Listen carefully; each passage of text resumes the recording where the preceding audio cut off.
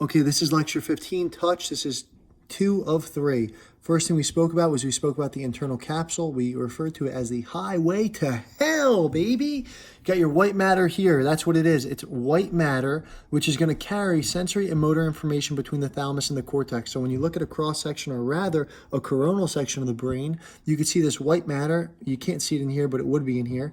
And it's taking all this sensory and motor information and it allows it to come in at this level, and it will split into the corona radiata, and then also coming down would be motor information coming back down. So it's kind of like a highway.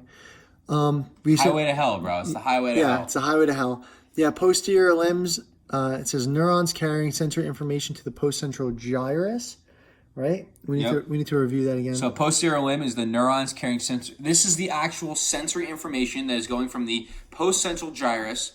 Or towards the postcentral gyrus. What is the postcentral gyrus known for? It is known for somatosensory. This is S1 that we were just talking about. This is going to be all the somatosensory. So these are the neurons that take the internal capsule or the highway, right? And the actual posterior limb is like a car that's driving through the white matter of the internal capsule to get to the postcentral gyrus. Yes. So the blood supply, right, is the middle cerebral artery.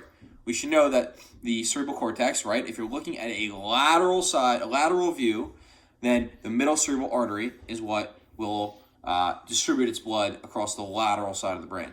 Okay, so that's definitely it. So the entire lateral side of the brain is supplied by the middle cerebral artery. We detail a middle cerebral artery stroke here. It says contralateral sensory loss. Contralateral meaning the opposite side sensory loss, touch, vibration, proprioception. That's your PVT pathway. It says pain is in a somatotropic pattern. So what that means basically is somatotropic is we just mean above the level of the spinal cord.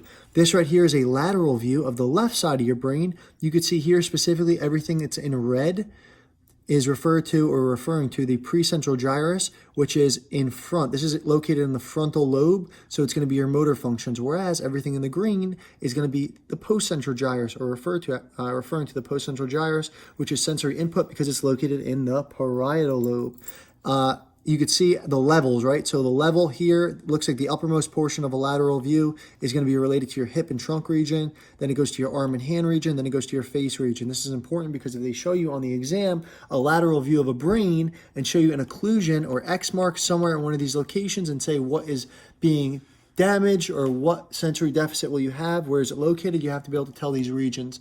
Very, very specific, very important. And then also you can see this is a right medial view of the brain, so make sure you're oriented correctly here. And this is the leg and foot region. Again, you can get tested on that. Down here, we already located this, or rather, we've already spoken about it in another board, so we don't need to discuss it right now. This, we're quickly going to go over the blood supply. We're going to do it right now. Jared's going to run you through this blood supply faster than Adrian Peterson on the Redskins.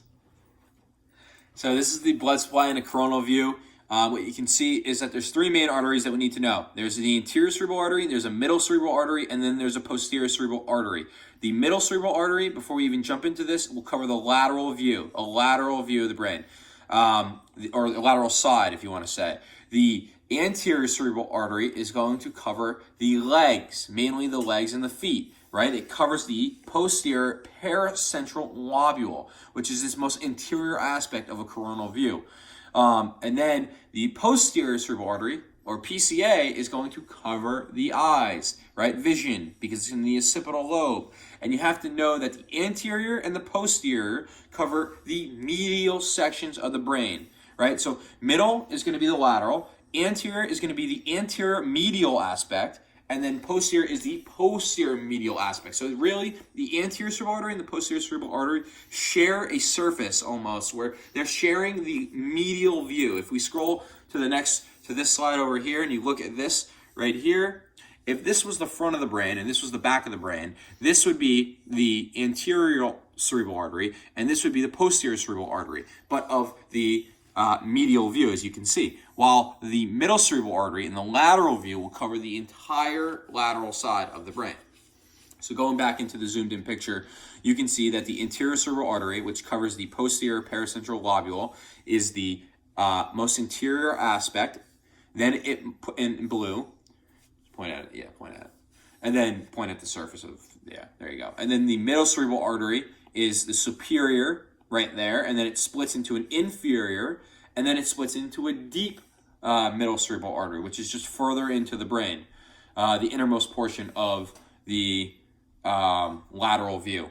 And then you have a posterior cerebral artery, which covers the back of the brain, for vision. You have the anterior chordal artery, which is sitting in between the posterior cerebral artery and the posterior cerebral deep artery, which is further in, similar to the middle cerebral deep artery.